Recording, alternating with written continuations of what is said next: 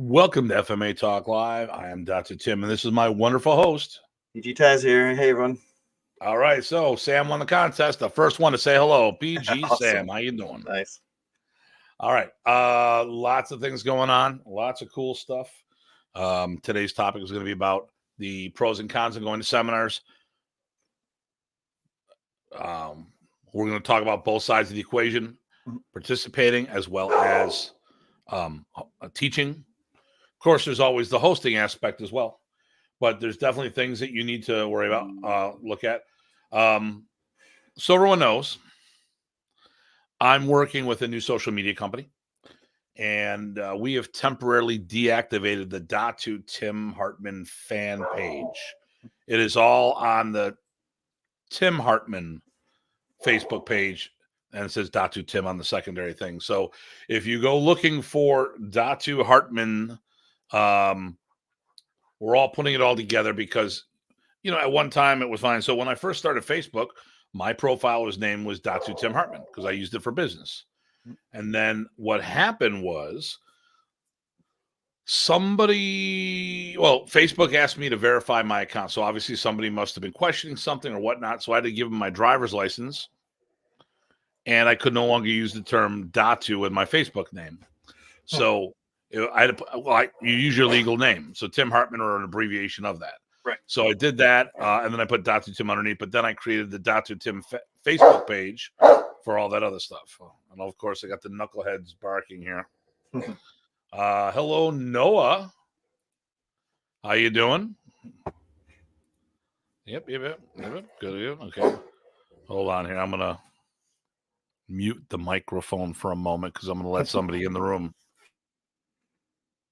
It's good. Remember, come on, definitely say who you are or where you're from, and you should also, if you haven't done it already on Facebook, right, give the permission so that we'll have access to who you are. Then we'll see who that is.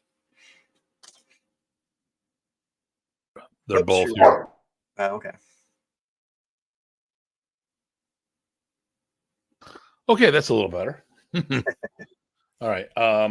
Oh, she is merciless tonight. Come here, Tyr. Oh, Brenna's there.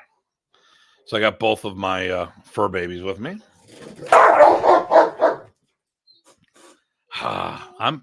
Go get Mama. All right, there we go. I'm saved. So,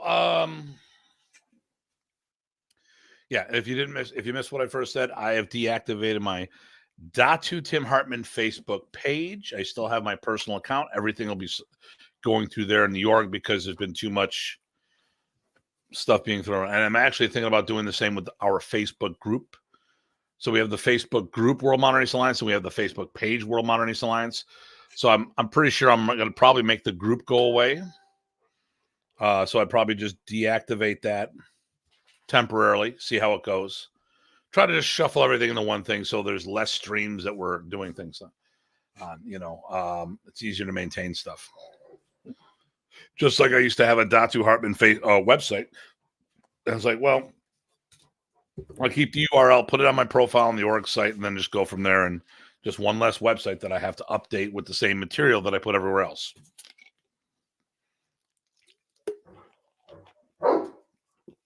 So, you, my friend, have been doing some certification courses lately, haven't you? Yeah, just finished up with GM Carlos Patalinghug up there in Maryland, and did WCAF certification, judging certification. WCAF judging certification. Wow. Yep. Look how involved we get in other parts of the industry. A lot of fun, a lot of good things, and we actually ran through a lot of practice rounds and things like that, and got the standards up. It was a good deal. So listen, I know there's people out there who just do not want anything to do with tournaments. Here's my mind. This is what I've always done in Buffalo, and I want you to think about this. If there was a tournament in Buffalo, karate, taekwondo, fill in the blanks, I know how to judge. I'm proficient to judge in all these different venues. When I have free time, I will go sit in the tournament and I will judge. And people ask me, why would you do that if you're not competing or your students are here? Because when I was coming up and competing, there was people who sat and volunteered for me. So I'm just paying it forward. Sure. It is a good thing to do if you're qualified. I think it's a good thing to get involved. Now, um, Ty's nursing an injury, or he's in a rehab situation. Doesn't plan on doing anything with the tournament, but wants to get involved because another member of our family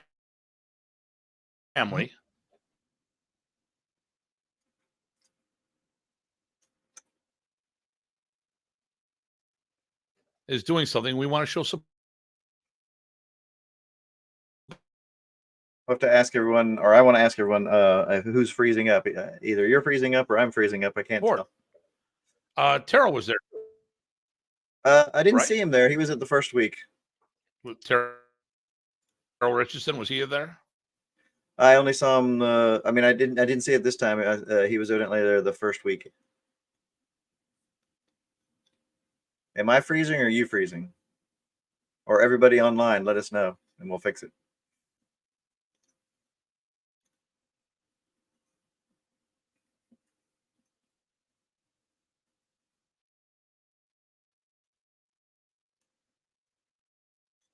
Okay. Datu's freezing. Yeah, it's cold. It's Buffalo. There you go. No, your screen, your camera. Weird.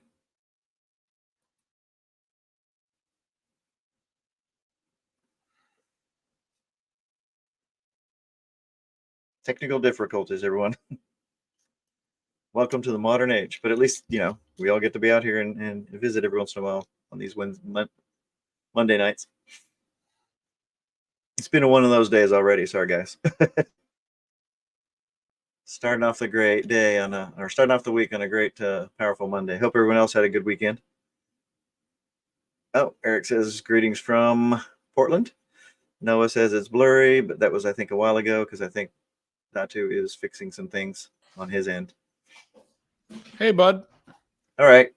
Cleaner. Well, more responsive. It's still a little blurry, but so it probably needs to focus on something for you. It's clearing up. There you go. Shake your long flowing locks.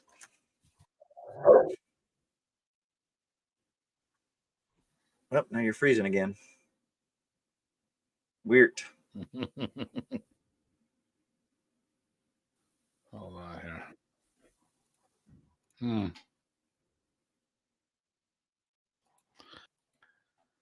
All right. Yep, frozen again. At least it's not freezing on you too strange of positions.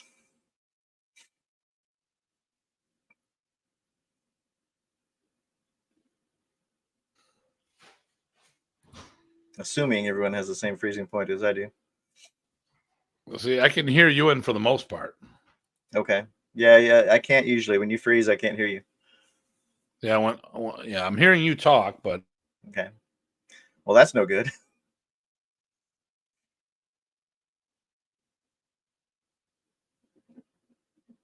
And 7-8 Adam says hello from Toronto. Having all sorts of problem with the internet today. Oh, is it the internet? Okay, you can see your rate. I'm not looking at it, but let me see here.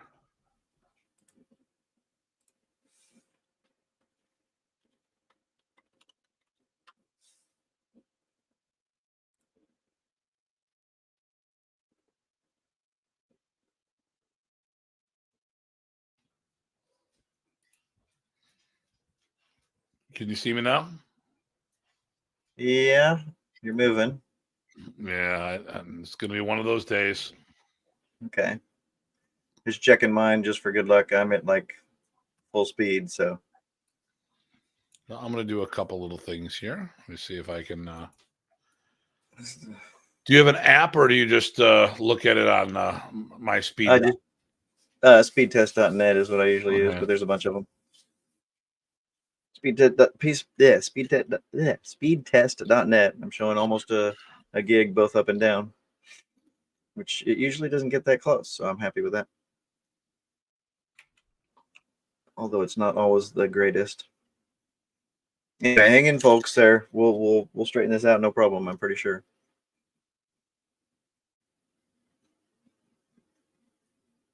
And again, hope everyone had a good weekend. Anybody? Oh, here we go. Rich. I switched from Instagram to Facebook, and it is the same. Dr. Tim is freezing. And Can you hear me now? Yep, can hear you. A little fuzzy. Yeah. I think what I'm going to do is I'm doing the test right now. Mm-hmm. I might hit my modem while we're here. Unfortunately, I am not hardwired in. I'm doing Wi-Fi. Okay. Yeah, sometimes they get confused every once in a while, and yeah, rebooting sometimes, or rebooting the. So I got 65 download and 97 upload. That should be enough to do this.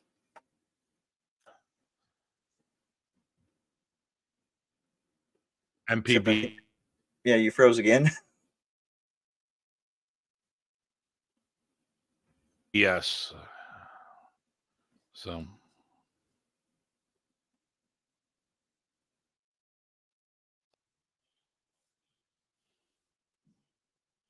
I will be back. Okay. All right. All right. So, like I said, I went and did training with the WCAF things. So interesting with them, they did a lot of good stuff. I don't know who else is familiar with WCAF, but I'll go ahead and share what we did.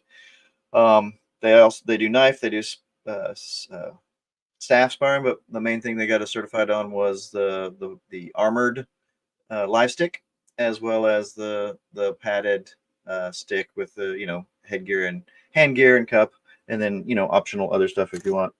Two different types of scoring, which is neat. I don't know if you guys are familiar with this. The padded would be stop motion, right? So as soon as some judge sees something, bam, the flag goes, and the center judge calls for any other scores that were seen, and then they make the call and they continue on. So it's first blood, if you will, each and every point. And then of course the armored with the live stick is continuous action with a 10-point must, and disarms count as a deduction unless you get 3, then you're out. Oh, and then of course they do the double stick sparring as well. I think we did that live stick. So a lot of fun stuff, lots of good technical rules, and felt like it was a good way to get people prepped. There were even people training that don't even do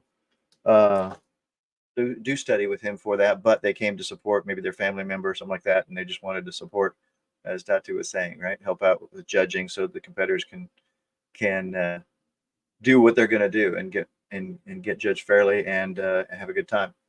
So that was good. And I'm a big fan of sparring in general. I like all the different kinds. So I'm not saying, I'm not the kind that says, hey, we're going to do point only. We're going to do padded stick. We're going to do only live stick with no armor is good. I think it's all good. And we're going to do heavy contact. We're going to light contact. I think it's all good because it gives you a little different sets of things that you're going to settle with and things you're going to allow. And they each teach, the things that are opening that are allowed for you to do, gives you another window into how you move and how you can not get hit and or hit with a little bit of pressure in different ways. So like I said, I'm a big fan of all of that stuff. Somebody asked recently online, it was Paulo, said, hey, what's the benefit of sparring in general? And of course my answer was yes, do it. Right? Somebody else said yes, do it. I just said yes because I was terse. Anyway, anybody else have any good training they did this weekend, or competing, or maybe even any sort of martial arts thing they were doing? You can put it in the notes and I'll see it. I won't be able to pull it up, but instead of hearing me ramble, I can include you guys a little bit. I'm sure Dr. Tim will be back shortly. And then also tell me, this is a new camera. Hopefully it works better. If it doesn't work better, at least it can do things like this. So I can scare you or I can save you. So I'm enjoying that. Plus that way I can move around and I can still be in the right position that I want to be. Dorky gadgets and stuff, right? Gotta like those things. Anybody else who's fallen too? I have postponed my spring thing because between work stress and a bunch of other things, as well as rehabbing and all those things with work, I didn't get on the ball fast enough, so I figured let's not do it half-assed. Let's do it right. And we'll do it later in the year. And so keep an eye out for that, and also get the word out, because that'll be the 10th annual. And I wanted to do it real well. So it was a bad timing, right? A little extra pressure on top of the stress and the recovery. So anyway, postponing it until we do a better job. In the meantime, I can support everybody else, and then we'll hopefully have a good 10th in the fall-ish, I think, sometime. Looking for good opportunities right now. So if you're in the area or want to come out, you're more than welcome. Everybody doing any sort of FMA or FMA interest is welcome, because it's a very low-key, very friendly, open gathering to all sorts of different folks and styles. And I think I'm actually very proud of what everybody does when they come forward and share. So looking forward to that when I get back on track. And let's see, Dr. Tim might be back. What do we think? Who's taking bets? I'm just seeing the swirling comment. There we go. And it looks a little clearer too. Hey, how you doing? Hey, welcome to the show. Hey, so what is this thing I'm on? Well, hang on there, and Dr. Tim will tell you all about it. Okay, there you go. Yeah, technical difficulty. Hello, everybody. Looks a lot better. I think you're good. I'm doing Wi-Fi. I'm hoping in the future that I'll have a line into this office, so then I won't have to worry about this nonsense, unless the internet's out in the area. So right. So today's topic is seminars, the pros and cons, things we got to worry about. So obviously we're going to talk from our experience. Modern Arnis, the art within your art. Basically, that means you're cross-training. So when you don't have answers, you fill in the blanks from other material. So let's talk about some of the pros. Why you want to attend a seminar. That sounds a good one, right? Sure. Yeah. PG Ty, give me one. What's good about going to a seminar?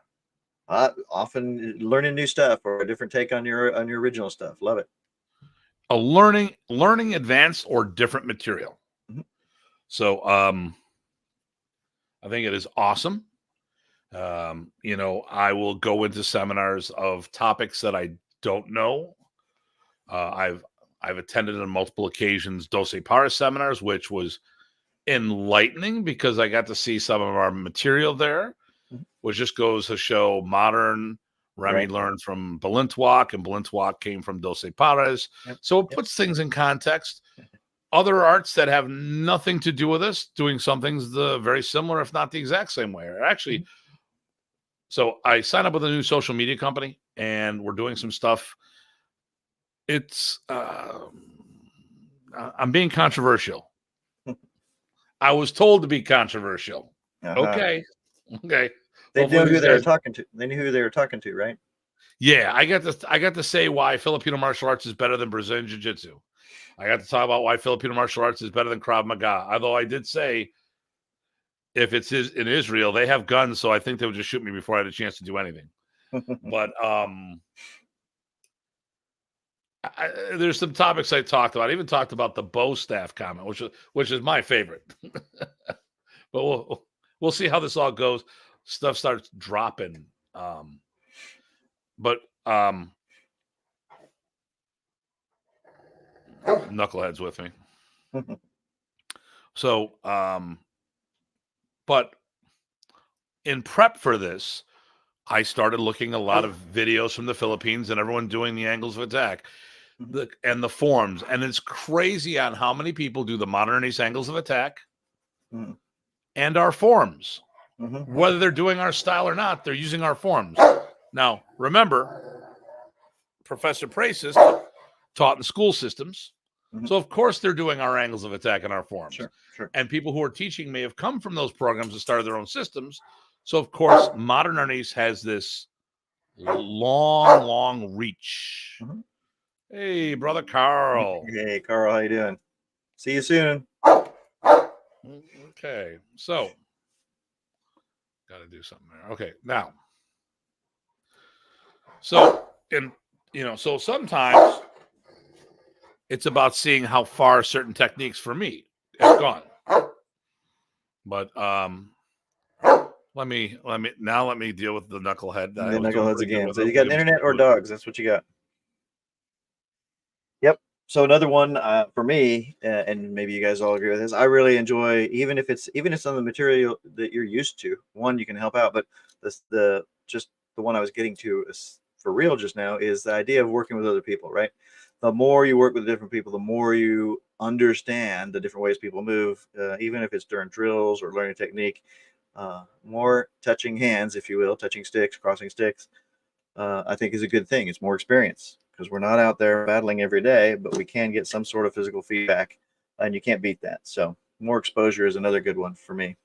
I jumped ahead. No, I heard it. And here's the thing with that. I talk about this, and I actually quoted Remy, and people got, unfortunately, when it's the written word, people can choose to interpret things differently than intended. And maybe I could have done a better job of explaining. Remy talked about being the best. You need to have, how can you be the best if you don't have any students? Well, people got in that argument. I'd rather have small students, less students, and all this other stuff. And I get what you're saying, but here's the thing: what made Professor Pracis the martial legend that he was, or is that he crossed hands with more people than anyone I know. Mm-hmm. The more people you cross, okay. So I tell my students, how do we get good at something? Practice.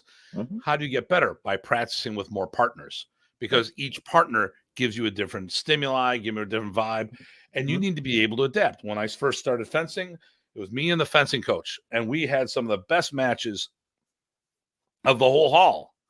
But then he finally cleared me and said, you can now work with anybody.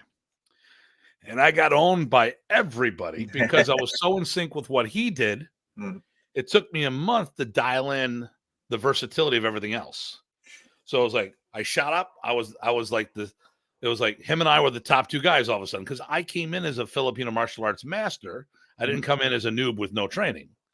So within a month, he and I are rocking back and forth because I figured out how to apply my game to his rules.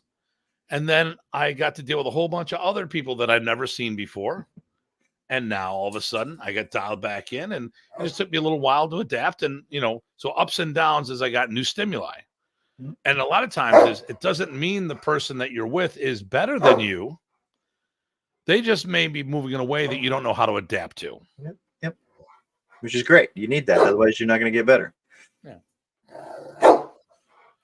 Hen pecked by a freaking dog. At least I wish I should have had hens. There you go. Well, there's a corollary to that too, right? And it's not only crossing hands. Chances are, if you're doing seminars, it's in addition to whatever you're else doing. So even crossing hands with other people, the other aspects of that, just more training, right? More training, more better. More training. Seeing how what somebody else does affects with what you're doing. So I would do seminars in other styles, not to learn other styles, but maybe new ways of saying the same thing. Yep.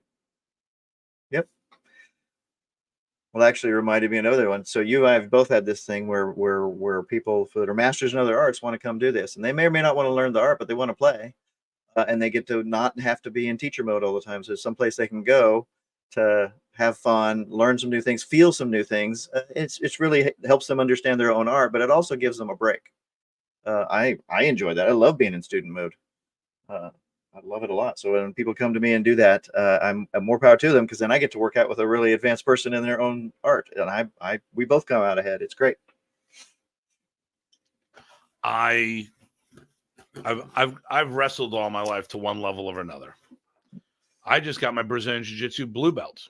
Nice. Pretty good. But in all honesty, it's stand-up jiu-jitsu done on a horizontal plane. I mean, think about it. All the techniques that you do. What's a heel hook? That's a backwards throw. What's a knee bar? An arm bar. Triangle choke. Oh, that's your rear naked, or your there's really no difference. Just how you're doing it. Are you doing it to the upper body, the lower body? Are you using your lower body versus your upper body? But there's only so many ways. You look at the hands. Okay, the hands can be the feet. This is your big toe. This is your baby toe. Here's your ankle. Okay. This is my knee. Okay, so if I do a knee bar, it's like doing an arm bar, and vice versa. So, it depends on how you want to look at things. And a lot of times, it's just that fresh new look at things. Yep. I'm like, I never thought of applying this to the lower body, Right. or vice versa. And like you said, I did the Kuntao, I did the Sikran. It was nice being a student. Mm-hmm.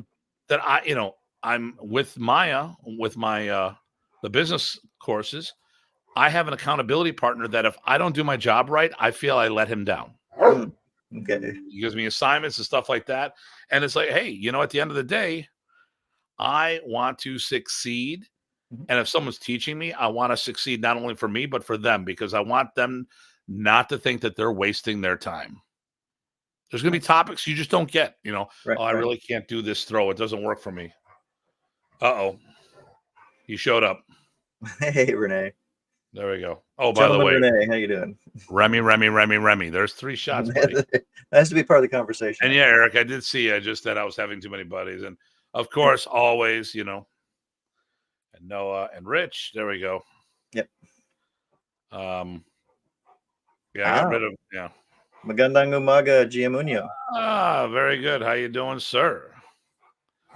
We're hoping to see him on the next trip, but he is by Subic Bay.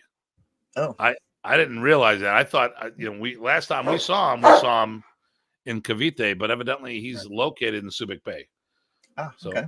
maybe the next trip in February, he'll happen to be going down our way and we can see him there. Okay. Because that's a long, it's a long trip. Yep.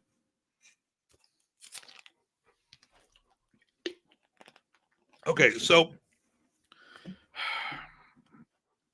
unfortunately, our art is a victim of its own success. Very much like Brazilian Jiu-Jitsu, it was taught via seminars and training events, training camps. Brazilian Jiu-Jitsu was more successful because they had the UFC and venues like that, so people got in the sport and they really dove in deep because they could see something bigger beyond just the art. Right. That helped them be able to have the focus to do that deep dive. Yeah. And 80% of Brazilian Jiu-Jitsu is doing laundry. That's not what I heard. I heard people complaining about the smell sometimes, especially with you, Brock. Sorry, Brock. So let's talk about some of the things that are problems in seminars and maybe how we can address them and make it less of a problem because, well, okay, so I think first of all, the seminar instructor needs to take some responsibility on stuff. Yep. And they need to talk about stuff. So a lot of times when I'm teaching, whether it be a video or like when I'm doing my hybrid seminars, I do the physical seminar and I have the virtual attendees as well. And I have to stay in frame. So I can't always do the footwork I want or I will go out of frame. Right. Now, when you're teaching seminars, you got to tailor it to whatever it is you're trying to cover, right? So which means you can't get all of the details. If you did that, you would not be able to finish. And people that are attending seminars need to know that too. If we were just talking about, we love seminars, but you have to realize the expectations is, hey, I'm going to do a seminar with Grandmaster who's with, I don't know, some famous art. And now I'm a certified practitioner of said art just from that.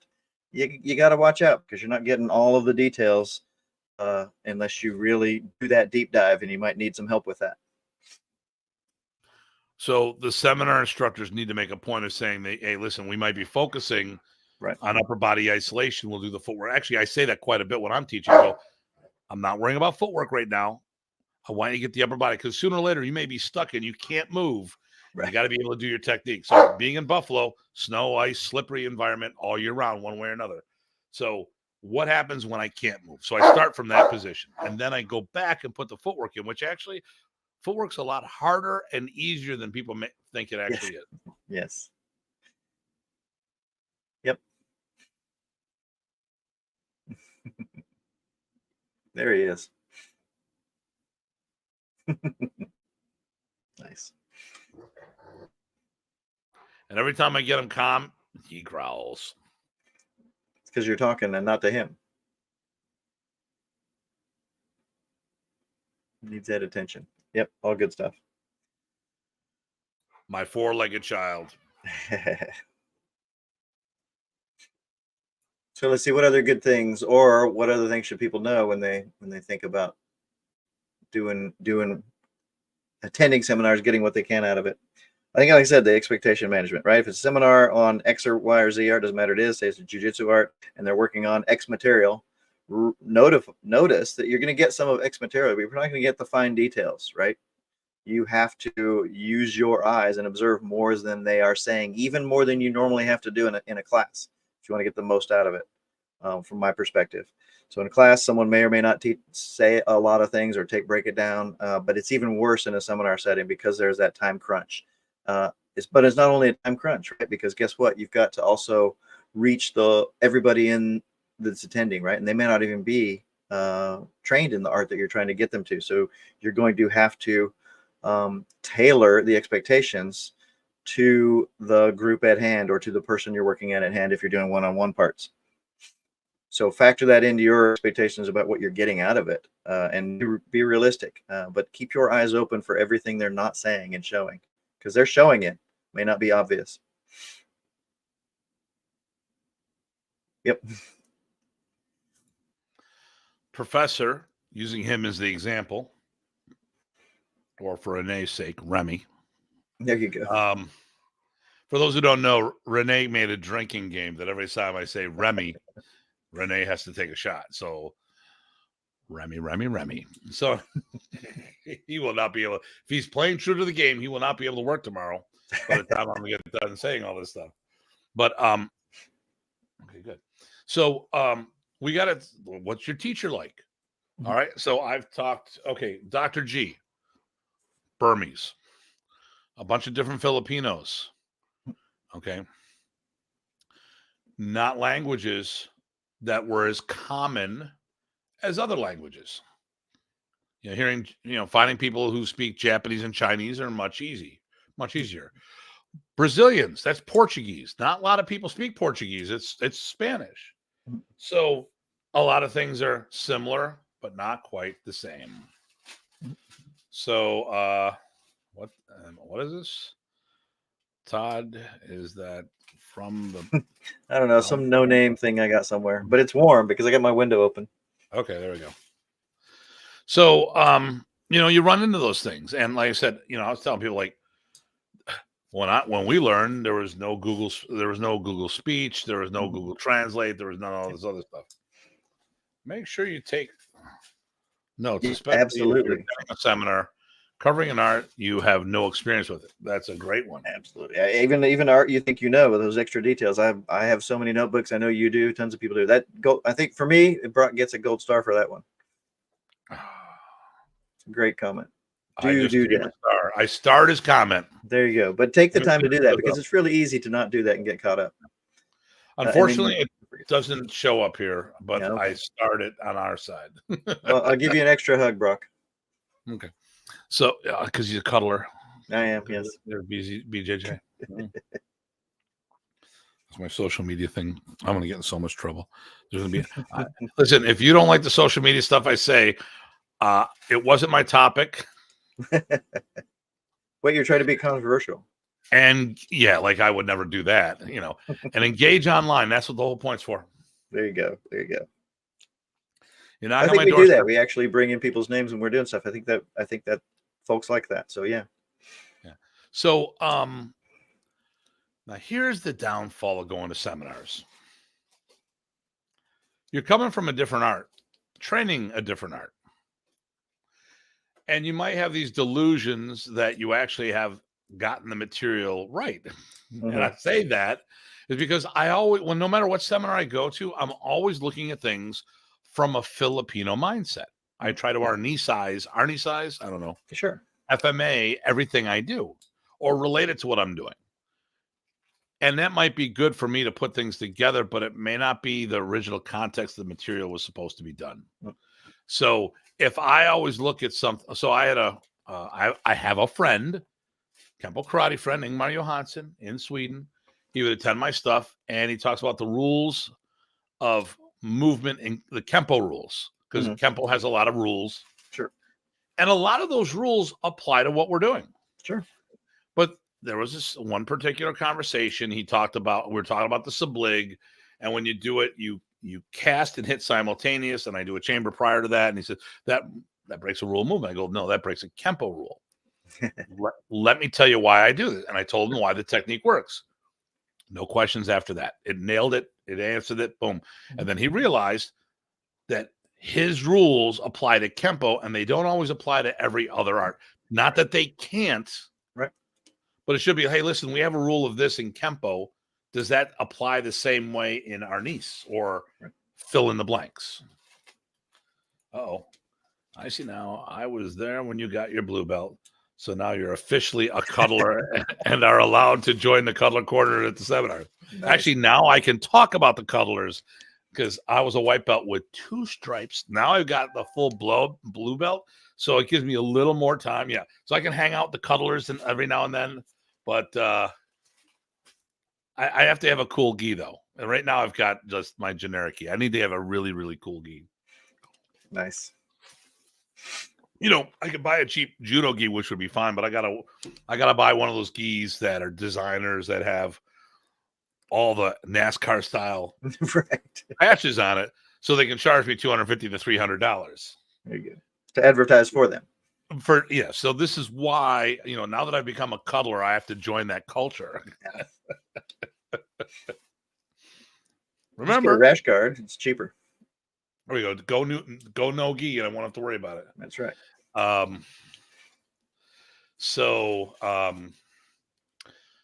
here's the thing.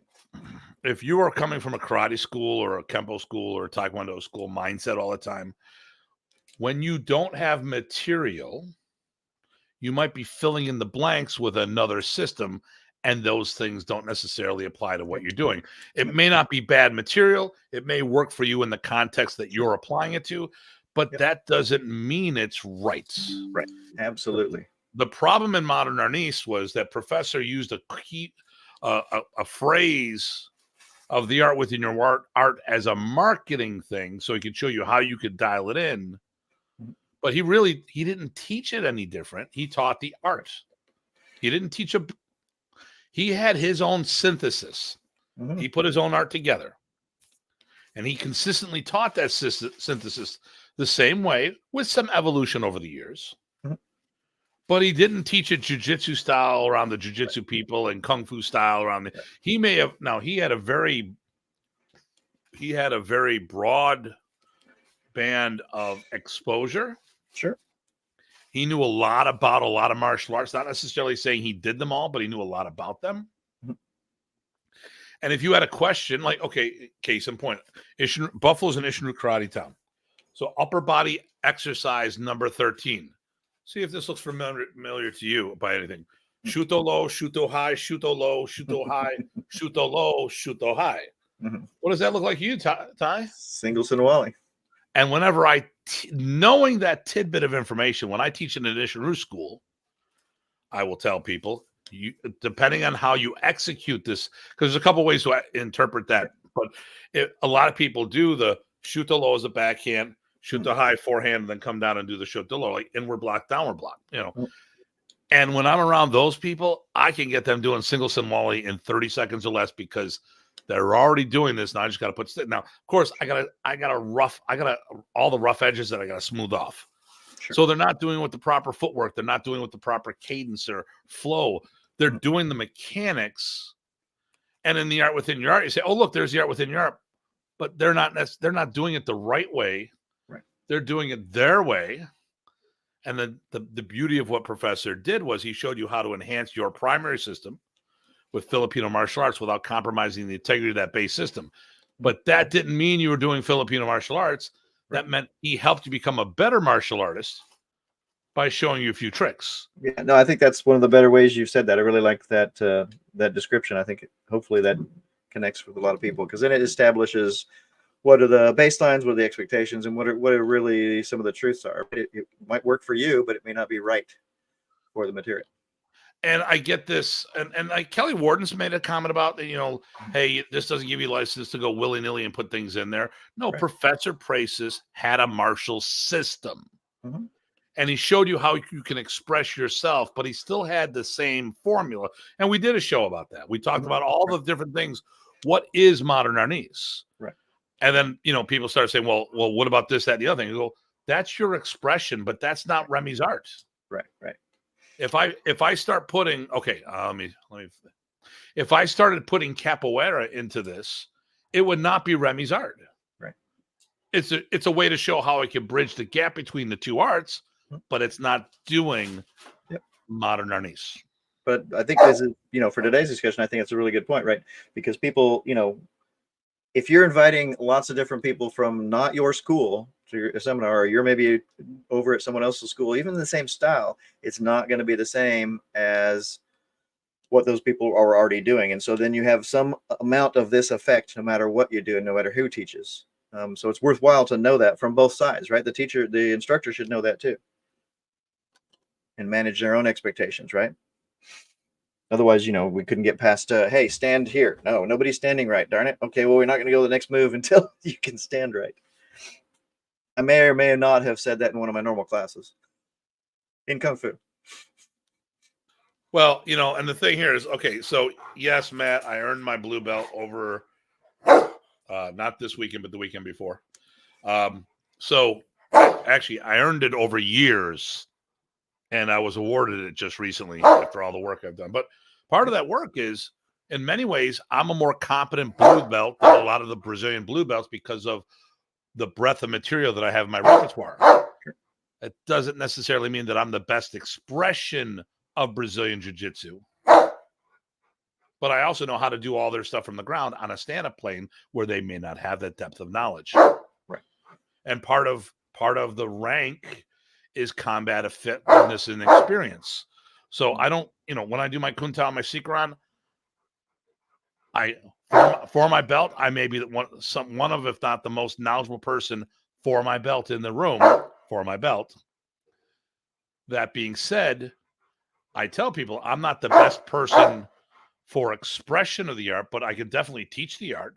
Mm-hmm. It's just that certain things I'm not going to do, and part of that could be age and injuries. And that's another effect too. Yeah. Let's see where. Oh, Dimprenko.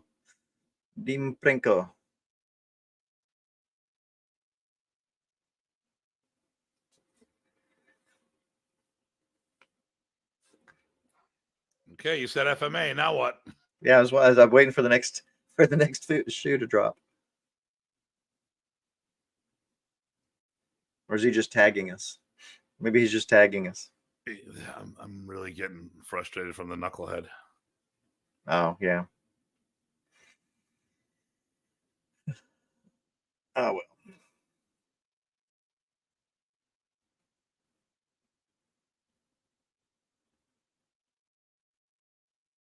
Oh, you're on. Yeah, you're still on mute. Okay.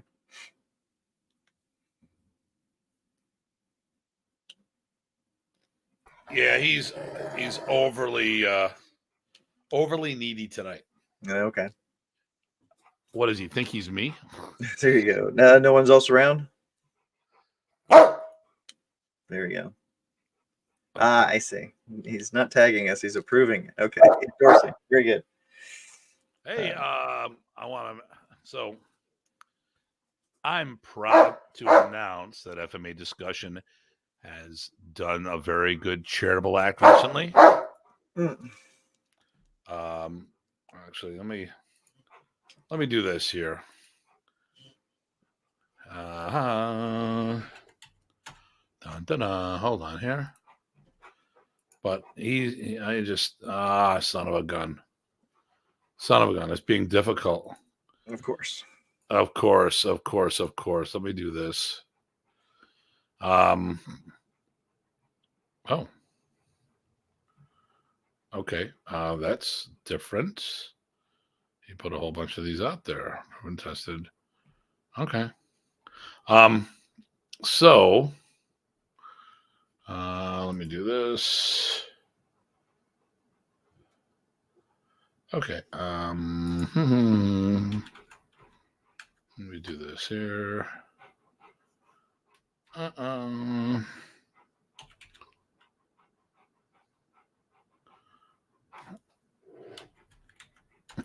can't get it going on here.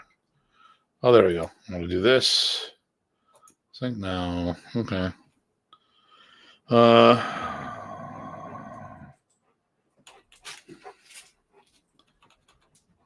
Oh, I think he's leaving me. Don't say his name.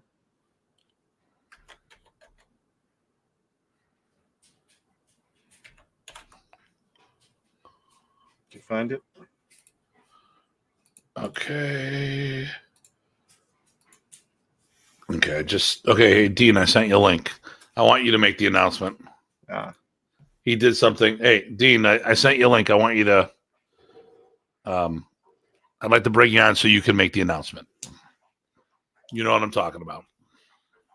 I don't, so this is good. I'm excited. I made a recommendation. He was the one that made a decision. So we'll see what happens. So with the seminars, here's the other thing. A lot of times we think we learned. We come back and we show the people what we think we learned, not necessarily what we actually learned. Right. And because I think, like, if I go to a karate event, and let's say I'm learning a kata. Let's say I'm bringing the kata back for my students because I want them to compete in open tournaments, and the forms that we're doing may not have enough meat on the bone to be successful. So I bring this kata back. Mm. I'm not a karateka. I'm an arnisador. Right. So I will bring it back what I think I saw, but maybe I made mistakes here and there. Good chance I probably did, or I do it different because of my martial DNA. Right. I will always defer to the source because I realize I have a tainted viewpoint. I'm looking through a different set of eyes. And it's funny, like in our art, people who should know better don't factor that in, right? It's crazy. Oh, here it is. Here we go.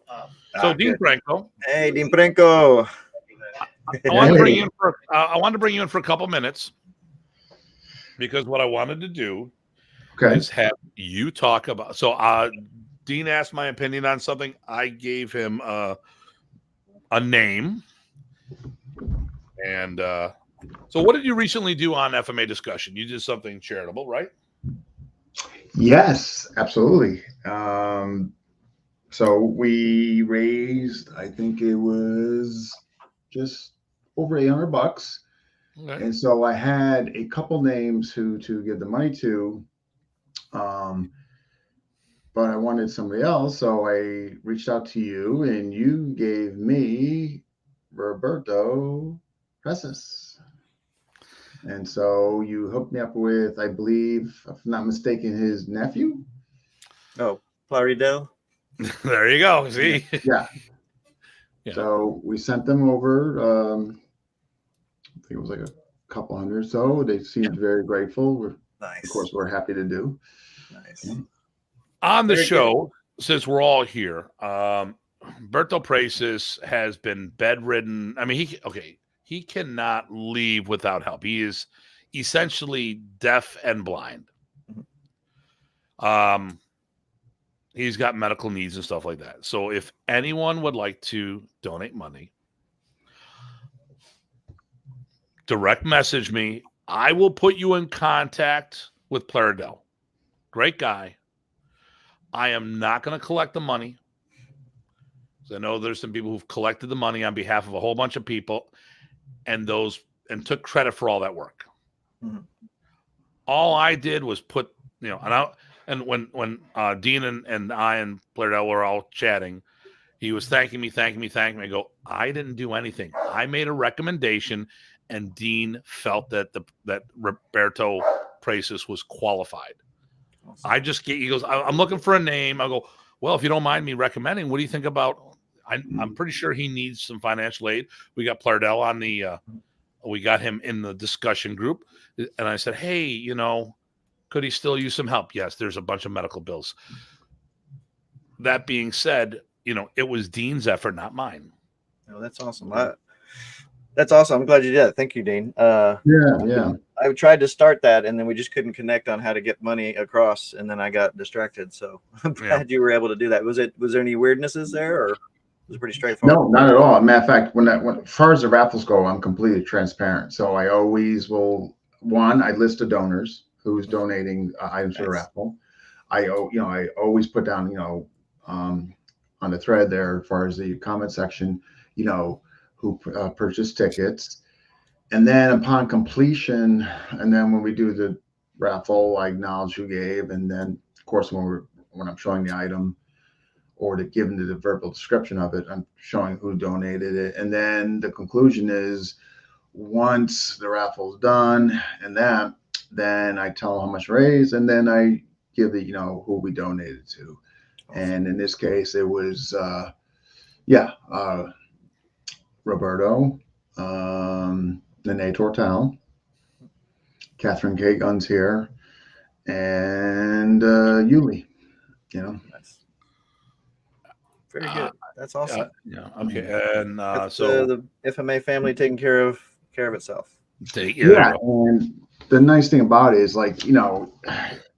really the big thanks goes to who donated the items for people to purchase tickets, and of course those who spent money. I mean, we had a bunch of $50 purchases, so the tickets were $5 each. So those are folks. Rich Mager, my student, great guy, bought 60 tickets, $300 worth, and won 9 lots. You know what I mean? Wow. So, matter of fact, if you look at the lot, but here's the thing, everybody's saying obviously very generous of him to spend $300, 100%. But if you look at what he won between the actual physical items and the lessons, far exceeded, history, exceeded the $300 in ticket purchases. Oh, hey, Rich. Okay, Rich said hello. Brian Canada says hi, guys. Renee says you should donate that shirt next year. Rich said good work. Bill Barker says good evening, gentlemen. So obviously it's talking about YouTube. Awesome. So for those who want to help out Roberto Prices, DM me and I will put you in direct contact with Plardell so you can make your donations. He'll know where it's coming from. And he didn't have to do this. He sent me a photo of the receipts and the money in Berto's hand. I'm like, you didn't have to do that. I trust you, your family. Don't worry about it. But he tries to be as transparent as possible. It's about helping his uncle. So he could use more help. Mm-hmm. Message me. I will put you in contact, and whatever happens between you guys. Okay. But I just did Western Union. Dean, we were able to hook up PayPal. Oh, okay. PayPal is hard for Filipinos. Right. Well, I hate PayPal, but the thing is, I just like to show the transparency. So in other words, I'm receiving the ticket money through PayPal, then it exits through PayPal to the recipient. So it just, not that I'm a huge fan. No, it makes it easier for you. Nice. All right. Well, listen, thanks for popping on. Anytime. It's always a pleasure to share any amount of time with you guys. Continue with our stuff. But, and of course, just for the record, the three of us will be in New Hampshire the third weekend of April teaching at the Martial Arts Symposium. And more importantly, the weekend later, the weekend after, right? Modern East Alliance Camp. That's right. Dean is our featured guest instructor for that event. Featured. I know. And I want to give a public thank you to you. Obviously, you could have thought of numerous other people. So humbled and honored. Yeah, they all canceled. Don't. I was hoping you wouldn't say that. Don't let's go to your ego. Everybody canceled. And that was it. I did send a check. I mean, jeez. All right, guys. Hey, always enjoyable. See you guys next time. Absolutely. Take care, Dean. Yeah, brother. That's awesome. No, that's really cool. Excellent. Yeah. I'm glad that worked out. I will have to hook up with him again and see if I can, do my little bit as well. Yeah. And listen, Renee, what's this say? When's that? You're only an hour from my place. Oh. I'm only an hour away. I thought you were up in TO. April 26th through 28th, they'll be in Buffalo. So that's a Friday, Saturday, Sunday. Yep. last weekend of the month at my school. So, Nice. yeah. So, Milton. Back on track. Okay. Yeah. Back on track. Okay. Well, I was going to say one thing because you were talking about the idea of, you go away, you think you got what you got, and you don't. One of the things is perspective, right? You and I know when you're training with somebody and you're getting that hands-on back and forth corrections, that goes on for a long time. You just don't get it right away. So when you did a seminar, you get that for X number of hours and you're gone. So that's the thing that people forget is like, okay, yeah, you're working the material, but you don't have that feedback. So you should keep just, some finger on a touchstone of reality that says, hey, I could be doing this wrong. Yes, I can make it work. It doesn't mean it's right for the material. It might be right for me. So there are people that would see Remy once a year, Yes. maybe twice. So, I mean, actually, I would really love to do this out there to put things in scale and context. Well, I saw Remy 15 years. How many times in 15 years? Right. Was it when he came to your town? I mean, I stopped bringing Remy into Buffalo for a while because people took it for granted, and they weren't doing the extra work. Sure. And I'm like, you know what? It's easier for me to support a seminar than it is to help co-host an event. Right. So I said, the hell with this. I don't want Remy coming to Buffalo because all these guys were what they were doing. A bunch of guys were just like hanging out only when he showed up, and then maybe show up the year after. Right. And I was talking to Peter Kautz. He would go to the Riddle of Steel. Whatever Keating's event was. And he worked it all year. He did this, then he finds out a bunch of these guys, they only showed up. They only trained the material once a year when they saw for the event. And it was more of a social event for them. But some people he's like, I've been doing this for 15 years. No, you've taken 15 classes in 15 years. Right. So, how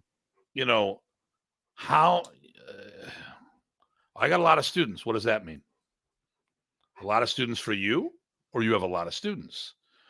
We went to Ray Gallant's tournament and say, hey, Tim, how big is the group? I'm like, it's summer. I'm like, it's 70. 70. We're happy to have 7. So, but then again, it's my profession. So I should have more at that time, Right. I go from 80 to 90 students. Okay. Some people are like 80, 90, man. I got that's how many people roll through the door on Monday. Right. I know schools that one of our members have 700 students in their one location. Think about it, 700 students. Ronnie McGee, a friend of ours, had a school that had 2,000 active students in one building. Yep. Crazy. It's all about scale. And,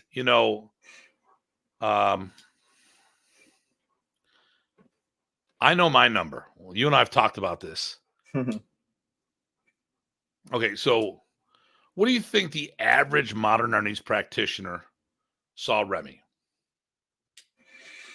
Not the heads of the class. I mean, the people that would show up to the seminars, the seminar junkies. What do you think the average time they saw them?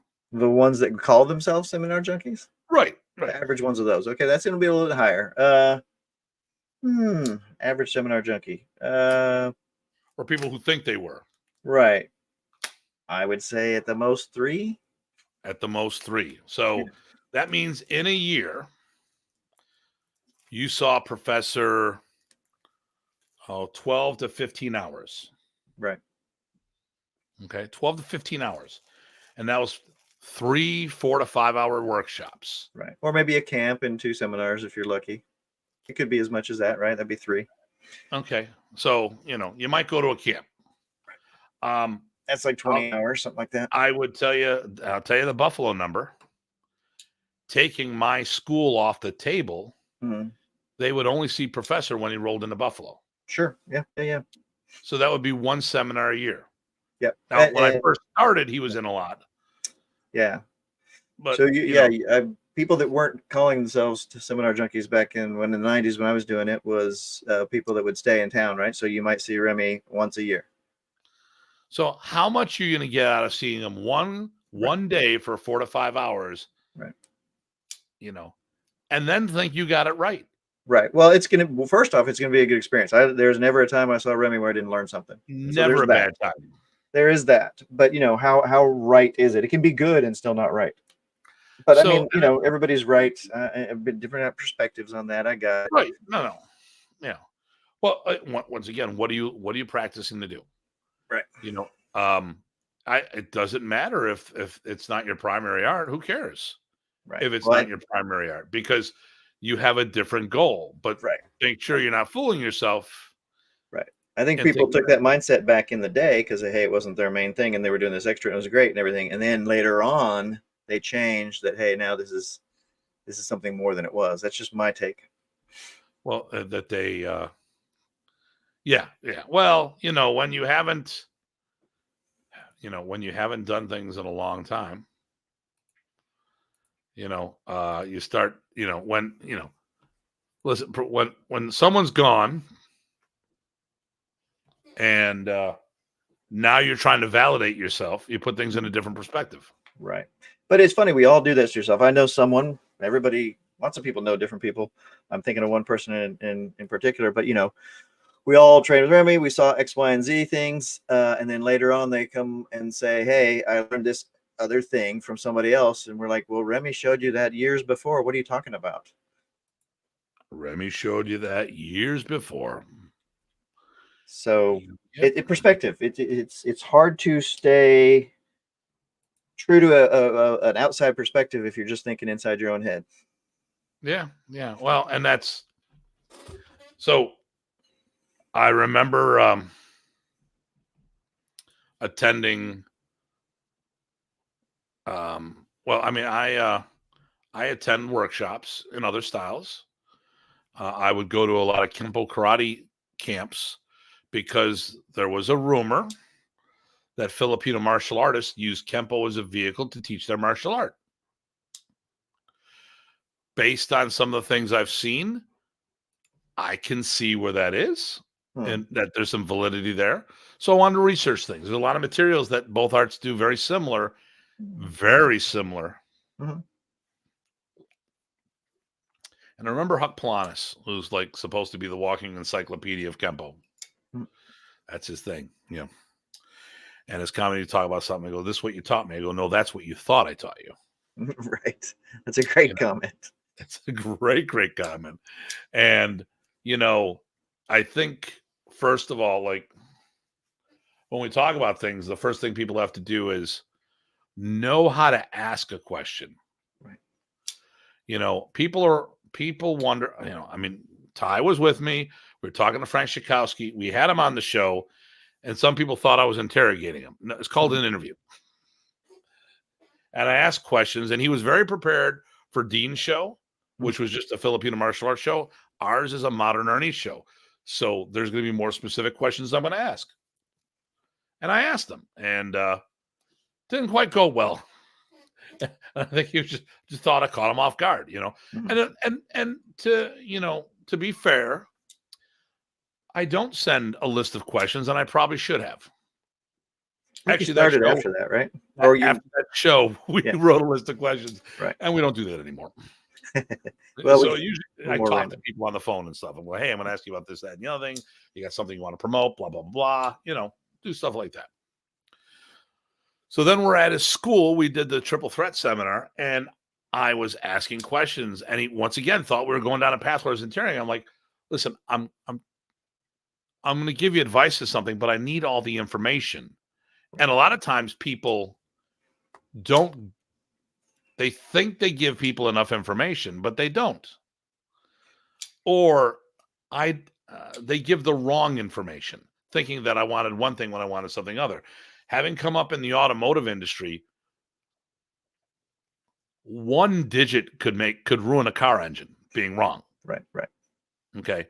There was no such thing as close. It had to be right because you're doing parts. In you've done what's one of your studies? What's your degree in again? Nuclear chemistry. Yeah, you can't be close on that, can you? No, yeah, you will. Oh, let's say it the nice way. You won't get any data. Yeah, okay. You need to be precise. Yep. So I'm precise. And it's funny, like, so Renee, who's on, hosted Arlen Sanford, Salty Dog. And Craig and I were up there, and he was doing Krabi Krabong. So there's the Thai swords. And the funny thing, material-wise, it was exactly the same thing we did Mm. in our niece, just a 3-foot blade, or a 3-foot sword. But what was different was the attitude. Mm. And like, this is a whole new look. And some of the stuff they were doing, like, hey, I already do this. But while the mindset was really, really different. Right. And Arlen would go around the room, come to Craig and I, we'd ask a question. He'd teach a new piece of material, come around the room, get to Craig and I, we'd talk about more. And it's like, I don't want to say he was reporting into us, but he also knew that we were probably some of them, besides the host. Well, in addition to the host, the two other most knowledgeable people in martial arts in the room. And I asked questions, and like, I've never been asked that question. I go, okay, so I'm Datu, I'm Datu Tim, one of the heirs of the art. I didn't say it this way. I was like, how often do you get people who are at my status at your seminars? Well, I don't. That's why I'm a professional martial artist. I'm thinking about how I teach this to my students. So I'm going to ask you questions that most likely no one else is going to ask you. Mr. Arnold. Hey, Jason. I got to talk to you. Bobby Tabuado. Okay, everybody, Bobby Tabuado will be in Toronto on June 1st. And Jason, that's what I have to talk to you about. There's some things. There's a couple options that we need to talk about. Just give me a call either later tonight or later in the week if you're free. Let me know, and then we'll set up a time, because I've got some details on that event that you might be interested in. Let me see here. What's this? That's not true. Ty, you get a big bada boom. I'm not sure what that's for, but I'm sure that was back a while back. Okay. All right. But so we've all been teaching seminars, right? And we've shown people some things, and they say, oh, that's just like this. And in their eyes, it is. But when you look at it, you're like, no, that's not what I showed you at all. And because we're looking for different things of the similar movements. So in Balance Walk, we do a thing called a tokas. We open this up. Yep. It's not the same as an umbrella block, but I relate it to an umbrella block because the opening portion is similar, but it's on another plane. Right. For those who aren't familiar, it's like a gunting. You go open, or you close the gunting and you open the scissor. Okay. So it's the opening portion. So when I teach it, I say, hey, look, y'all know how to do an umbrella block? Okay, give me an umbrella block. Okay. We don't do umbrella block in Balance Walk. But let's take that opening movement and let's massage it a little. And I have some people, well, that's not the thing. I'm like, dude, if they can relate to it, that's fine. Right. Just like we were talking about 4-count Sinwali. It is double Sinwali with one extra beat. So we insert it in something in the middle. But when you look at it, some people say, oh, look, you're putting single Sinwali in the front end and double in the back end. No, I'm putting one beat in. But you know what? If that's what they see, and they can get the pattern down, I don't argue. Right. I tell people, listen, I look at one of two ways. You're either doing single on the front and double on the back, or you're doing double with one extra beat. Right. And when I show it, people say exactly, they see why I call it that way, but I go, but you know what? If I think single Sinwali works better for me, more power to you, brother. Whatever you got to do. Yep. But so sometimes those training tools that we give people, right, are plant some of those bad seeds actually, right? Because then they keep associating it to that, but it gets them started. But without that continual feedback and that adjustment, right, you may not get to that next good part of a lesson. Well, and go back to what I talked about, Ingmar and the sibling and all this other stuff. That was a great lesson for Ingmar, not only on the material that I learned, but he also started to realize that the rules of Kempo don't always apply to all martial arts, although many of them do. But now that there's a weapon, things change a little bit. And as Jason says, everything's 5 swords. And remember, re-stomp the groin. Always. Always. Always re-stomp the groin. Come here, buddy. No. So, well, and some of things, I don't know, what we're going to do from the other side too. Well, we talked about good things and things you should know and why we want to do it, what to watch out for, where expectations are. Is there any other negatives? And also, I forget where we were supposed to get to from the other side as a person who's doing the seminars. yes. So, Okay. All right. I think as an instructor, we dialed in a whole bunch of things here. Here's a big one here, and not everyone's a good seminar instructor. Mm-hmm. Not everyone has the experience that some of us have. So we figured, we did math and figured I've done over 1,000 seminars in my career. Okay. I've attended probably just as many, if not more. Right. And then I've hosted, I don't know if I've hosted 1,000 seminars, but I've hosted multiple seminars a year for 4 decades. So I've got experience on all 3 sides, Mm-hmm. And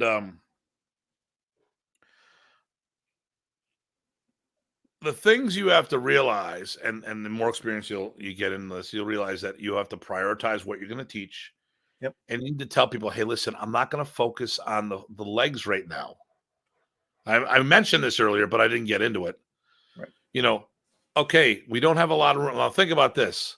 Filipino martial arts is rough because you got 3-foot arms at a bare minimum and 2-foot sticks. So actually probably a little more. And then you get people who are even taller, like Talis, or you get people damn near 7 foot tall swinging those wings around. Mm-hmm. A lot of times you get a small space with a lot of people and you cannot do the footwork that you would do. Or you're doing a specific thing of like tappy. Like we're going to talk about footwork at camp this year. I want to get away from doing tappy. Okay, I love doing tappy and the balloon walk and stuff like that. But the thing here is some of the drills get you so dialed into not doing footwork, you forget to do footwork. Right.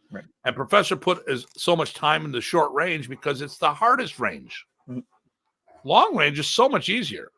I mean, it's not easy. Right. Well, no, long range is easier to practice than short range, in my opinion, because there's a confidence issue that works against you at the short range. Right. Well, and the circles are bigger, right? There's a reason people learn with big circles on first. Big movements are easier to manage and see and train and adapt and adjust. So, yeah.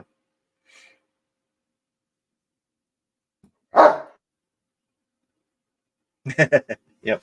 So I haven't taught as many seminars, Tim, but I just looked at my own, and it's in the last 11 years, I've taught 123 seminars or camps, and that's not counting the videos, and I've already done 60 or so videos. No. How many classes have you taught for your profession? That's the same thing. Yes, right. Okay. For my profession. For your so right. I don't care what you taught seminars in. Right. I care the quantity of seminar instruction you've done, because to be honest with you, you probably learn more from doing that. You have all that experience. So a lot of people, if they're not used to being in front of people, okay. So you just did martial arts seminars. What other presentations have you done? Right. So, right. If you are in the business world and you do a lot of presentations, successful ones, you'd probably be a natural teaching martial arts, right? Because you're in front of people, engagement, and the other thing too is it's rough because a lot of people who have the material aren't necessarily good at seminars, So if you're attending an event, you have to sometimes be better learning than the person teaching. Right. Well, and like you said, you learn a lot from teaching stuff. I started teaching with the clubs first, and then I had to teach in universities, and I taught at universities for years, not martial arts, right, in front of people doing the subject matter. But both of those things reinforced each other, right? So then you're more confident and can connect to people better, right? Every time you teach and you care and you're paying attention, that goes into your job jar of getting better at doing that job, right? And Rob says, and damn, by that logic, I've done thousands. Yeah, but you should be better than you are for that. Well, regular courses, so I wasn't talking about regular courses, and I know you weren't, right? So we both have our classes since, Yeah. decades now, right? And I know Rob has as well. So that's what he's talking about. Got it. Yeah, like how many seminars have you taught? How many classes have you taught? Right. When I worked for Advanced Auto Parts, I was a shift manager, so I'd be teaching the ordering systems and the computer systems on a regular. Rob goes, that hurts. That hurts. Rob's going to be there at camp, right? You're going to be there at camp, right, Rob? Okay, so his back's been jacked up. Okay. We'll drop by if nothing else. I'd love to see you. Yeah. So, so when you're teaching, you need to understand things and point out to people, hey, listen, I'm not going to move around a lot because we don't have a lot of room. But here, everyone back up for a minute. This is the footwork I would use. So you put it in their brain, you talk to them about it, you make them realize there's more what's going on. Right. Or more importantly, say, hey, listen, I'm just going to do the surface level of this technique. There's a lot more deep down we can get into this. Mm-hmm. And sometimes the words make you better. Mm-hmm. Like, what do you mean? Like, well, explaining why we do so. I never thought of it. Oh, wow, here. Right. Or changes my intent completely. Yep. Or it could be as simple as something like, I have some weird power generation that I do. I know it comes out. So I say, hey, don't pay attention to this piece. I'm trying to teach you that piece. And it keeps you from getting distracted, maybe from all the details, right? People are trying to learn everything they can do. Yep. Question can derail you when teaching, but stay on track. I go down the rabbit hole a lot. Right. It's always good to have a note to remind yourself what you're actually working on in case you go down the rabbit hole. Or maybe you have free reign and you want to go there and it actually teaches another fun lesson you wanted to do and fits in the pattern. Yeah. Yep. Okay. So inevitably, a lot of times people ask me questions about history, which ends up becoming maybe a political conversation. Like, who are the successors? Who are the real successors? I'm like, well, let's talk about that after this. Let me get back on this, and I'll say, all right, well, people can say whatever they want, but I know what the will said. Right. What if questions? Yeah. What if questions? Actually, I'll tell you what, here's how I deal with the what if questions. You can't handle the truth. No, I was going, hey, listen, when I'm teaching a seminar, so if you're teaching this, first thing I do is say, listen, I have a path. There's a method to the madness. Do it as close to what I'm teaching today as possible. Mm-hmm. If you got some questions, I'll go over it. But remember, like if we're going to go, what if the person does this? What if the person does that? There might be other support material that you would need to learn. Right. So let's go down this path now. And then we expand about it later. And then when you go home, tear it apart. Take if you're going to do the system, then you're going to do it my way. Right. You're going to learn it my way. Yep. But then when you test so there's a difference between the system and style. System is the methodology that every student should be able to pass on to the next generation. Mm-hmm. Style is your swagger. How you do. Okay, I'm more of a kicker. I'm more of a puncher. I like doing knees and elbows. Oh, I like entering to locks and controls. Okay, but that's all the same martial system. Like we talk about modern ace, I just named multiple aspects of modern ace. Mm-hmm. We punch, we kick, we knee, we elbow, we lock, we throw, we weapon disarm. We all these different things going on there. All right. And some people say, like, okay, I'm the double stick guy. I am the single stick guy. I'm the knife guy. I am the oh, wait a minute. I'm talking about me again. Okay. I'm talking about how people are talking about who I was when I just said I was the modern East guy. Just leave it at that. I get fidget at trampoline park, and I could do. Okay. I don't know. So I think what we have to do is you, as the instructor of these things, you need to paint the story. You need to set the tone of what's going on and set realistic expectations and make sure there's open communication between you and the participants so they understand what they have and what they don't have. Like, hey, listen, I'm only teaching a part of it. This is the surface level. There's a whole nother phase to this, or there's a whole multiple phases to this. Hey, okay, so here's a good one. If you watch Professor do the disarms, you watch him do the 12 disarms. Are those the disarms where they're supposed to be verbatim? The answer to that is no.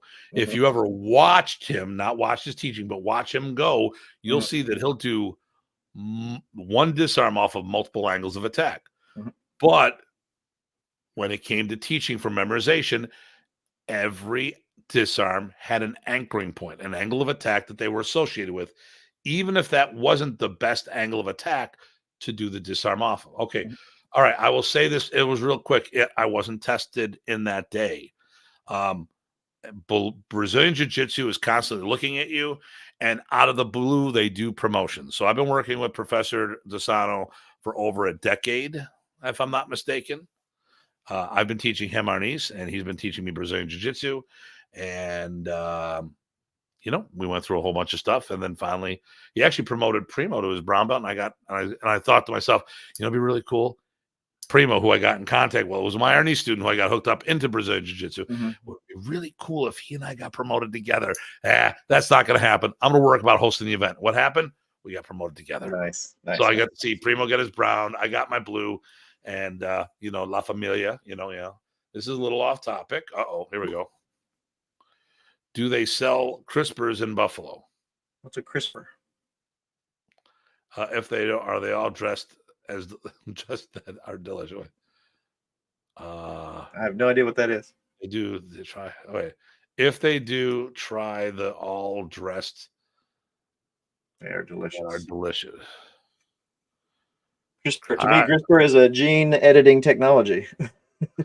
So I just had Craig here for the weekend. Right. And it's funny, the comments, the differences that we talk about the same thing, even though it's the same language. Well, it's Canadian English. Right. Actually, it's funny. So you have English, then you have the Canadian English, you have the Australian English, and then there's us. I don't know where the Aussies fit in the mix, but there's the British English, there's the Canadian English, and then there's our English. And I think that's a fair translation back and forth, how there's just similar enough, but different. But they're talking about French fries. It could be. So, but they also talk about poutine, which is just fries with gravy and curds, which actually is pretty good, I gotta say. Yeah. So, the nice thing, like when Ty and I teach seminars and we're in the same room together, we're constantly critiquing each other. It's like, hey, what did no, because I'll sit there going, Ty, what do you think? How do you think that one went? Right. And when I taught in England, Renee sent me something. This could be bad. Uh-oh. Let me look. Oh. Okay. It is kind of like a cracker, but different. Okay. Baked snack. I don't know if they sell it there. Baked snack. Yeah, I don't know. I don't know if they sell them here. I think he just volunteered to bring us some. May have. So, yeah. So, I think, like Ty and I are constantly critiquing each other. We're asking for critique. Evaluating, yeah. When I was in England, I recently see you in April. Oh, great. Awesome. You know what? That'll be awesome, Renee. We'd love to have you. Would be great. Excellent. So, I taught at this Kempo event, and people asked me afterwards who didn't attend, but knew me and been to seminars. They're like, "Well, how'd it go?" I'm like, "Well, of course it went well, and it went great." And I'm like, "But before I said, I go, now listen, this is my profession, so I should be one of, if not the best person teaching in the room, because it's my profession." And I really, everything lined up. Like the last time I taught there, things didn't line up properly as far as scheduling and all this other stuff. Things went sideways, and some things really kind of got in the way and distracted things. I did a good job, but I didn't get to see everybody. It's just a long stuff, So this time, everything, I was the opening act of the day. and it went right into other something, and it was just like all hands were on deck, and right from the get-go, it was everything was right, and it made up for that first trip. And so but I mean, my mindset is I go with the mindset that my seminars have to be good, and if they're not, what the hell did I do wrong Mhm. to do it? Now, I've had some seminars that weren't as good as others, but I've been doing this too long, so I'm sitting there, I'm like, dude, I got to be a rock star every time. I don't phone it in. And sometimes it's like I really got to push because I'm not feeling well, I didn't sleep well, I might have a migraine and stuff like that. And like, how do I push through to get this thing going? Right. So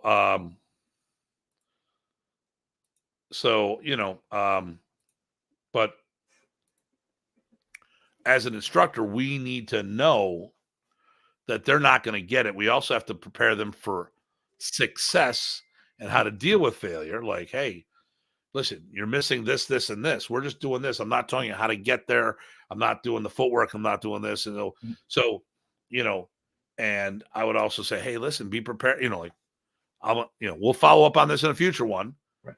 In the meantime, I might even sit there and say, if you have any questions in footwork, fill it in with what you know, and I'll show you my strategy in footwork later, or what or the proper footwork is in doing it in the FMA way versus adapting to what you're doing.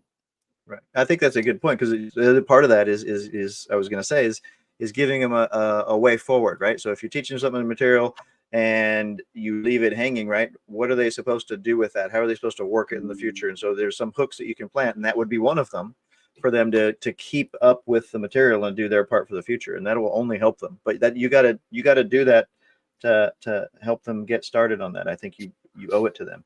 Yeah. So, but that's pretty much everything I got. I mean, what else do you have in there? I think we kind of covered everything. I think so. Well, actually, I mean, there's other strategies. Like if we could get a whole lot into more detail on how you do seminars. I think there's other strategies depending on, hey, if it's a multi-style thing, or if it's combined, Right. multiple things happening at once thing, or if it's a camp versus a seminar, right? Yeah. There's a whole sorts of different things. Yeah. And we can talk once again. We've talked about before how to own the floor and all this other stuff. Sure. But my intent, and so for those who haven't heard this, my intent for this is to show, when I say the pros and cons of this, because a lot of people beware of what you learn or what you thought you learned. Sure. Beware of perceiving you've got it right, and make sure you understand whether you're doing it right or you're doing it your way, which may not be a bad way, but may not be the right way. Right. Getting the job done is one thing. Right. We didn't touch upon demonstration seminars, where people are just showing off and doing stuff. I mean, you can make it like an exhibition, right? That could be a seminar in a good way, or it could be it's all about you show and just showing off, and that's probably the bad way of seminar. But know what you're getting, know what you're giving, and make sure everybody's on the same page with that, and then maybe it's okay. So I've gone to the gathering, and the first time I was out, it was the first East Coast FMA guy to teach there, to my knowledge. Mm-hmm. May have been the first non-Filipino to teach FMA there officially, or at least, and I got all the Stockton boys up against the wall. Right. And I'm watching the guy who's teaching, and I'm like, and Tony DeSaro's there, and he's like, hey, you got 3 minutes left. And the guy looks at him like, you had 20 minutes. Right. You demonstrated 17 of it. Yep. What are you looking at me for? Here's the clock. Oh shit, that is. I'm like, and all he did was demo. Yep. And it's like, get into it, get her done. Okay, listen, it's cool to show how good you are, to inspire people. Yeah. But professor would have multiple gears of teaching. Mm-hmm. So he would demonstrate it hard and fast, and then he would teach it nice and slow. Mm-hmm. And it's funny too. I get this because I do it the other way. I go slow and then I go fast. And we were I was with Frank Vigoro. We were down in Venezuela. Mm-hmm. And I'm always about using women and kids in the seminar, in the demonstration for partners, because I want to empower people doing. It's a male dominated thing. It's an adult male, and you have women and children that a lot of times are ignored or it's not in a culture like that. Hey, Danny, in Hey. South American culture, in a Spanish culture, there might be a little too much machismo there, and the women may not feel comfortable. Definitely the kids, So I have this teenager. I'm using her as just having her feed, because the thing here is I'm there. No one can do drills with me, so it's all about disarming and striking style stuff like that. So all of a sudden I start busting out. I'm like, okay, they come at me, pop, but I'm disarming, and then I'm actually knocking the stick, and I disarm the stick, it bounces off the ground, and I'm hitting it again while it's in the air and doing all this other stuff, and blah blah blah blah blah. And Figaro comes up to me and goes, I was just about to say, could you do it fast? Because Kempo's always about doing it fast. And I'm like, oh my God, brother, you had the right timing. Oh my God, you're really good at this, because it's like, know when to go fast and know when to go slow. Right. And a lot of people don't know how to shift gears. And, so know what you're doing. And listen, listen, this is my profession. So it's always about me. It's about how I can pay the bills for my family. Sure. But, part of that is knowing that it's all about the participants, because they are paying for a service. And it is not lack of customer loyalty if you are not giving them a service. They're not going to pay you to teach, or even if it's done for free. Ty, you don't charge, do you?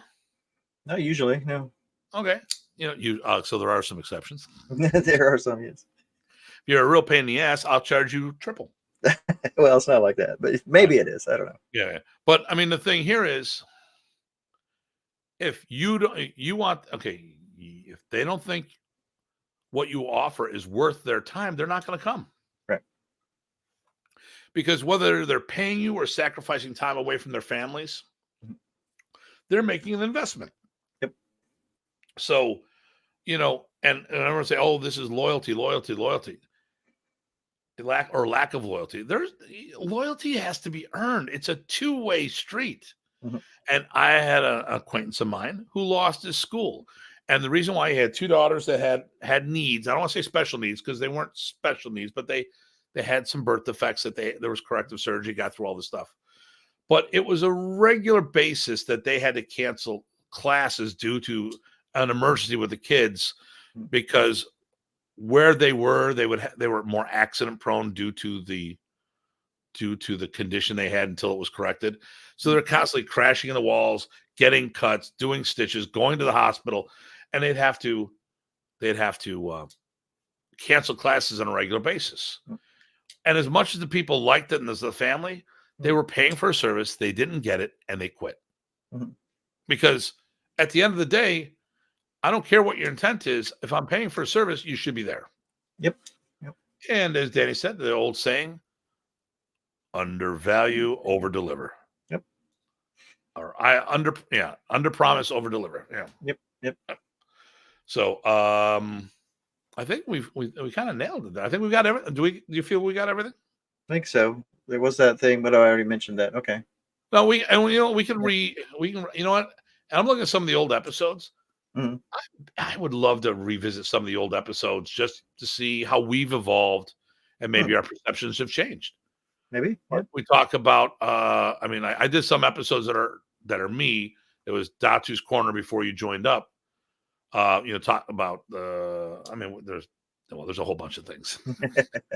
So we can get in these topics. What I'd like to address next week, I want to hear your feedback. I want to maybe talk about social media and how we utilize that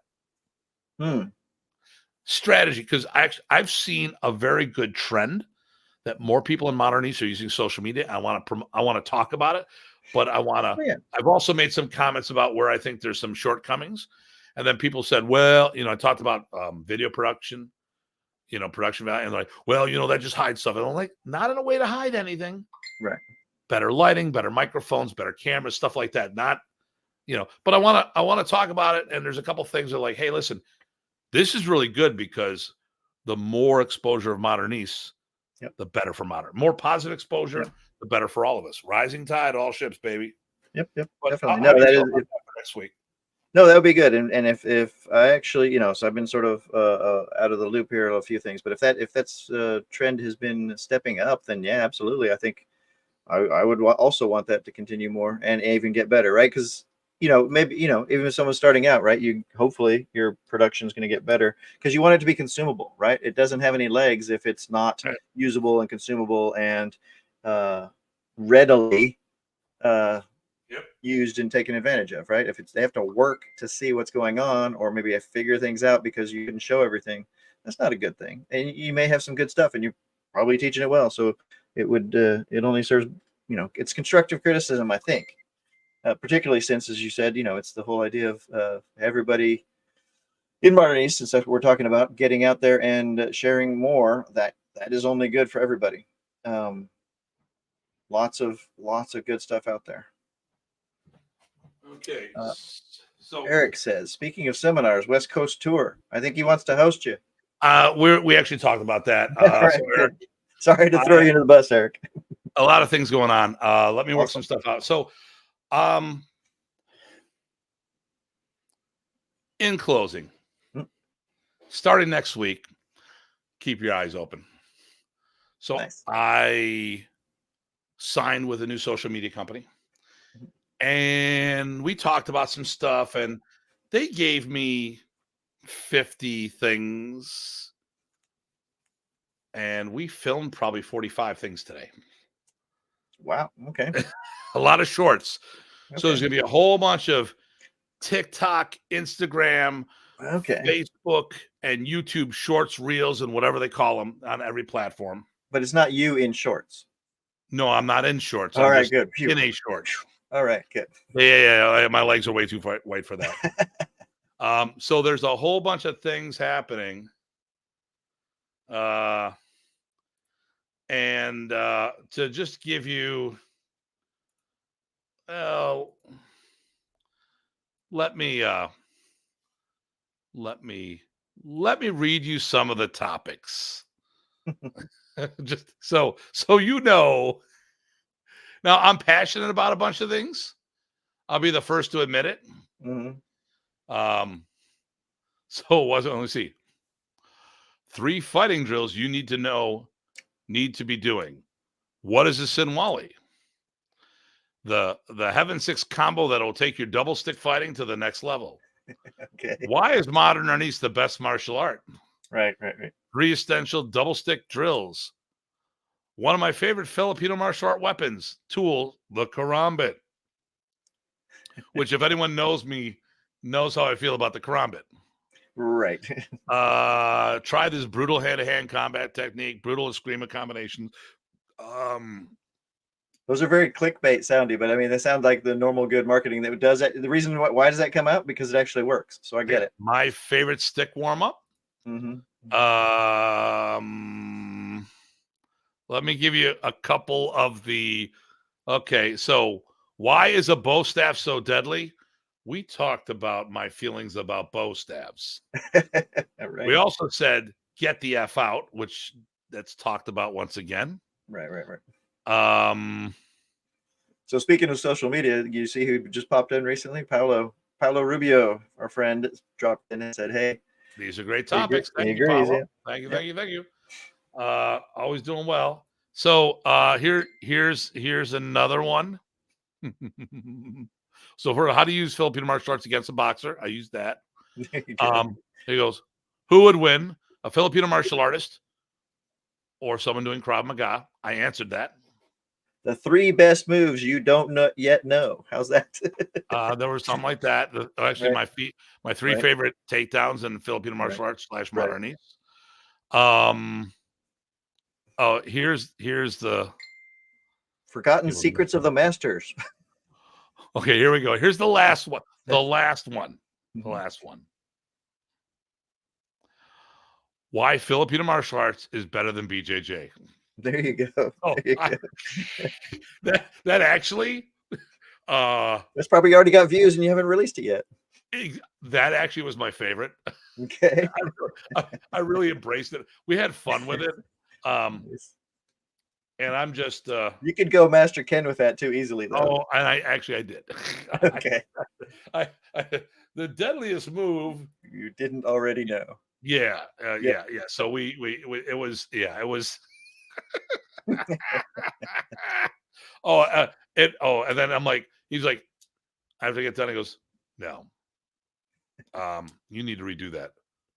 Why was I too mean? No. Like, oh, I'm too nice. Yeah, think about that. I was being too nice. Okay. So, All right. All right. so they want engagements. They talk. I mean, listen, this is a serious company. I made a very interesting investment, and I got a 4-month gig with them, and we'll see how things go. Okay. We'll talk about it afterwards. So, Cool. the Cool. deadliest move you ever already You knew. didn't Yeah. know you already knew. Didn't know you already knew. Maybe The oh, 5 my moves you forgot that you shouldn't have. Oh, well, they even said like, show me the 5 strikes of Philippine martial arts. I go, screw that. I'll do it in 4. So it was like, name that tune. Right. I showed them. And I talked about the new 12 angles of attack and stuff like that. So we'll see how things go. So, yeah. So Everything is just 5 swords. There you go. everything is just 5 swords. So everything's simple. So, all right. So listen, everyone, as always, care and feeding your screams. That sounds more like a documentary. Yeah, probably won't There we go. work for these guys. So next week we're going to talk about social media, specifically using Modern East as the platform, and how it's been growing. We're going to make some recommendations because Ty and I have been doing a lot of social media over the years. Some free platforms out there to help take you to the next level. Keys that we find, a big one: lighting, and lighting. And a good microphone, please. Oh yeah, shotgun mics more than enough. You don't necessarily need but that's what next week's topic is.